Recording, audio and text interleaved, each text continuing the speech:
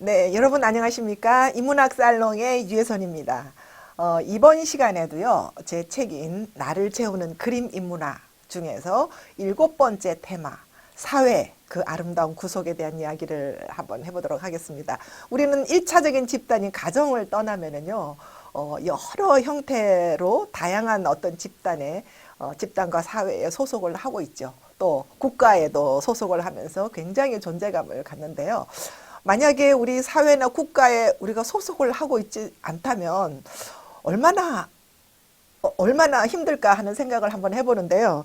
여러분들 그거 한번 생각 한번 해보세요. 예를 들어서 세계적인 경기가 막 일어나고 있고 막 우리나라 선수들이 해외 나가서 막 이렇게 운동을 해서 금메달을 따고 할 때 아마 여러분들은 마치 자기 일인 것처럼 막 응원하고 밤새워서 열광했던 그런 기억들이 있습니다. 그만큼 사회와 국가가 주는 소속감은 우리가 살아있게 하는데 굉장히 큰 의미가 있고요. 또 우리는 그런 사회 속에서 나를 발견하고 또 나를 성장하고 변화해가는, 그래서 나의 가치를 인정받을 수 있는 단위가 사회가 아닌가 하는 생각이 듭니다. 그렇지만 이 사회는요, 다양한 집단 또 다양한 이해관계가 있는 사람들끼리 모여 있다 보니까 강자가 있고 약자가 상대적으로 있게 마련이죠. 그래서 강자와 약자들 사이에서 다양한 형태의 우리가 알지 못하는 부정부패 이런 것들이 일어날 수밖에 없는 상황인데요. 이번 시간에는 비도덕적 사회의 부정부패, 우리가 사회가 존속함으로써 어쩔 수 없이 있을 수밖에 없는 이런 사회에 대한 어떤 어두운 면들을 우리 데오도르도 제리코의 그림을 보면서 한번 공부를 한번 해보도록 하겠습니다. 데오도르도 제리코의 메두사호의 뗏목인데요. 여러분들 이 메두사호의 뗏목을 보면은 얼마 전에, 몇 년 전에 우리나라에서도 이 세월호가 침몰하는 그 비참한 광경을 여러분 지금도 아직도 생생하게 떠올리리라고 생각을 합니다. 그 메두사호와 세월호를 보면서요, 정말 우리는 이렇게 무력한가? 정말 세계가 발전을 하고 온갖 첨단의 시스템이 발전을 하는데도 이렇게 온 사람들은 무력한가? 우리는 그런 상황이 왔을 때 무엇을 어떻게 해야 되나? 그때 정의가 살아있던가? 정말 사회가 건강하게 존속한다면 리더십이라는 게 있어야 되는데 리더십이라는 게 있던가 하는 것에 대해서 우리는 너무나 많은 질문을 던지고 했습니다. 이런 상태, 이런 혼돈의 상태, 혼돈의 시대, 마치 오늘날 현대를 살아가는 불안하고 아주 그 불안한 혼돈의 시대, 한치 앞을 내다보기 힘들 정도로 우리의 미래의 삶은 어떻게 생각하면은 아주 불안하고 혼돈스러운 혼탁한 그런 시대일지도 모르겠습니다. 이런 상황을 그리스 말로 아포리아라고 한다고 합니다. 아포리아. 이 아포리아라는 말은 그리스 시대에 길이 막혀가지고 더 이상 나가지도 못하고 들어오지도 못하는 그런 막막한 상태, 꽉 막혀있는 상태, 이런 상태를 아포리아, 혼돈의 시대, 혼돈의 상태라고 한다고 합니다. 우리가 겪었던 세월호의 참사와 이런 어떤 메두사의 뗏목은요, 인간의 무능과 무책임, 이기심을 목격한 그런 어떤 그 역사적인 현장이라고 할 수 있고요. 이 메두사호의 뗏목을 보면은 이 스토리가 너무너무 기가 막혀요. 유럽의 부르봉 왕조 시절에 그때 프랑스가 막 왕조가 부패를 할 때 유럽의 식민지 확대를 위해서, 아프리카에 가면 로또다. 식민지 확대를 위해서 이 유럽의 메두사호가 아프리카 세네갈을 향해서 떠납니다. 이때 이 메두사호의 선장이 누구냐면요, 한 번도 배를 타보고 운항을 해본 경험이 없는 육군 퇴역 장성이 이 메두사호의 선장으로 매직으로 산 거죠. 그래서 내가 하겠다 이렇게 해서 샀습니다. 한 번도 배를 운전한 경험이 없는 퇴역 장군이에요.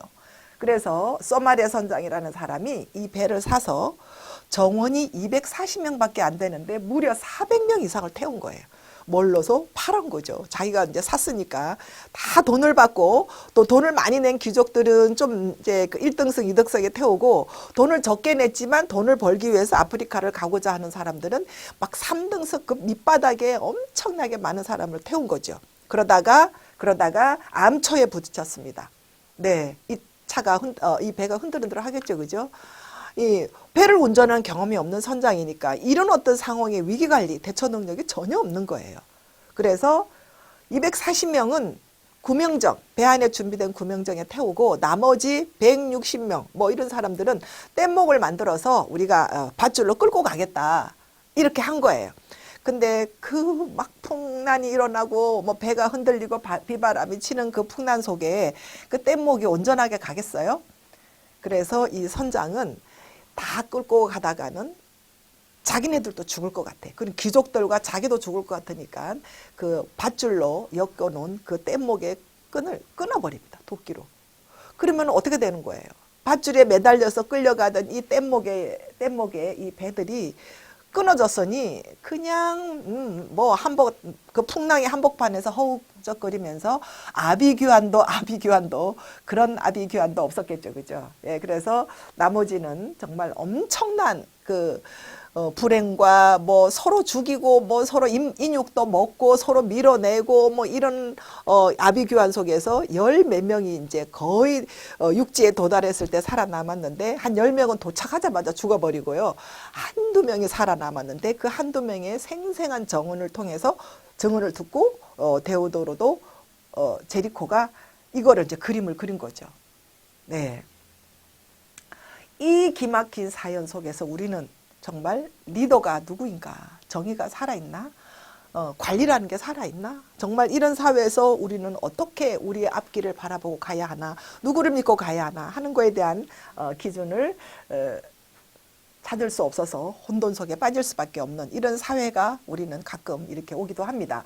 이 그림을 그린 데오도르도 제리코는요, 프랑스 화가예요. 프랑스 화가인데 아주 루앙의 부유한 가정에서 태어나고 아주 꽃미남이잖아요. 아주 댄디한 외모에 굉장히 신경을 쓰는 댄디한 부잣집의 꽃미남이에요. 근데 어려서부터 그림과 또 말타기를 좋아해서 질풍노도 같은 이런 어떤 스릴을 즐겼다고 합니다. 그래서 위험에 도전하고 힘을 과시하는 아주 부잣집 꽃미남인데 근데 개인적인 생활은 또 굉장히 방탕해요. 숙모와 부적절한 관계를 맺어서 사생활을 낳기도 하고 또 우울증과 자살, 기도, 중병, 파산 그래서 33세 나이에 요절을 하는 아주 비극적 개인사의 주인공이라고 합니다. 아주 똑똑하고 아주 잘생기는 꽃미남이 있지만 이런 어떤 부적절한 개인 생활 사생활로 인해서 34세, 33세 아주 어린 나이에 요절을 하는데요.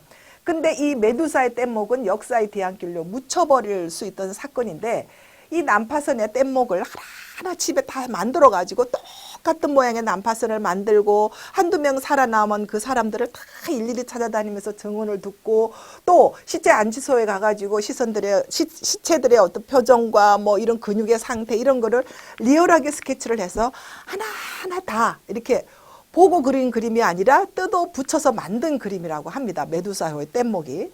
예. 그래서 그런지 약간 조작된 느낌은 있지만 굉장히 리얼한 표정이라든지 그런 분위기를 느낄 수 있는데요. 자, 이 비도덕적 사회와 도덕적 인간이 살고자 하는 이 사회에서 우리 사회는 앞으로 더욱더 비도덕적으로 갈 것이다.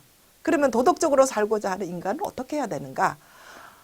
인간 사회에서의 부정부패는 불가피한 일인가? 우리 아픔을 함께하는 동행의 리더십을 가진 리더는 과연 있을 수 있는 것인가? 네, 하는 것에 대해서 또 우리의 정의, justice, 정의는 과연 어떻게 정의될 것인가 하는 것에 대해서 엄청난 질문을 던지게 하는 이 그림입니다.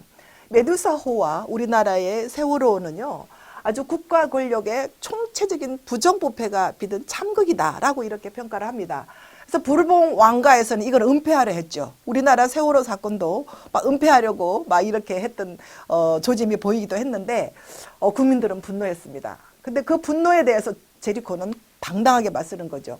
메두사호의 뗏목은 하마터면 역사 속으로 묻힐 뻔한 사건을 국민들에게 상기시켜줬던 역사적인 어떤 사건이라고 할 수 있습니다. 과거의 어떤 그 왕조 시대나 오늘날 신분 사회가 없어진 이런 민주주의 사회에서도 부정부패는 여전하다.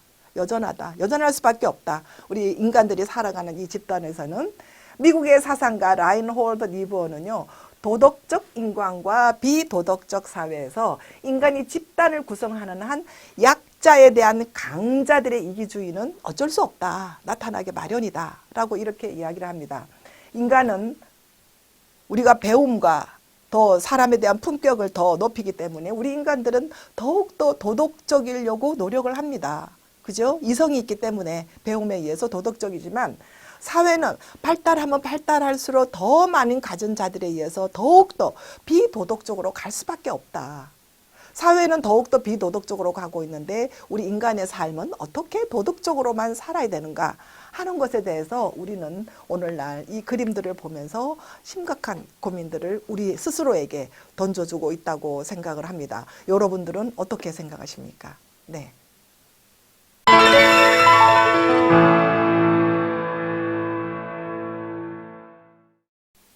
네, 여러분 안녕하십니까? 인문학 살롱의 유혜선입니다. 예, 이 그림 데오도로도 제리코의 메두사호의 뗏목이라는 이 그림을 보면은요, 여러분들 생각나시죠? 우리나라에서도 몇 년 전에 겪었던 세월호의 그 아픔을 이 메두사호의 뗏목이라는 이 그림과 아주 유사한 상황인데요. 이 메두사호와 세월호의 침몰은 국가 권력이나 어떤 총체적인 어떤 부정부패로 인해서 빚어진 사회적인 참극의 현상이다. 아주 비극적인 현상이다. 라고 이 그림을 보면 우리가 알 수 있는데요. 이런 인간 사회의 부정부패는 불가피한 것인가? 우리 사회가 좀 더 건전하게 나아가야 되는데 이런 인간 사회의 부정부패는 불가피한 것인가에 대해서 미국의 사상가 라인홀드 리브어 사상가는요. 도덕적인 인간과 비도덕적 사회에서 인간이 집단을 이루고 있는 한 약자에 대한 강자의 이기주의는 나타나게 마련이다. 어쩔 수 없다. 인간은 도덕적이지만 사회가 발달하면 발달할수록 더 사회는 비도덕적으로밖에 갈 수 없다. 그러면 결국은 인간은 부와 권력을 가진 자들에 의한 부정부패 늪에서 우리가 살아갈 수밖에 없다라는 생각이 드는데요. 그러면 이런 혼탁한 사회 속에서 우리는 한 시대가 이렇게 혼란스러울 때마다 대두되는 단어가 뭐죠? justice. 정의는 살아있는가? 예. 리더십이 살아있던가? 이런 비도덕적 사회의 부정과 부패 속에서 우리 아픔을 도덕적인 인간을 함께 리더하는 동행의 리더십을 가진 건전한 도덕적인 리더십은 우리가 어디에서 찾아야 하나 하는 것에 대해서 우리는 심각하게 우리 스스로 또 이 사회에 질문을 던지게 하는 그림이 바로 데오도르도 제리코의 메두사호의 뗏목이라는 그림입니다. 여러분들은 어떻게 생각을 하십니까? 네, 감사합니다.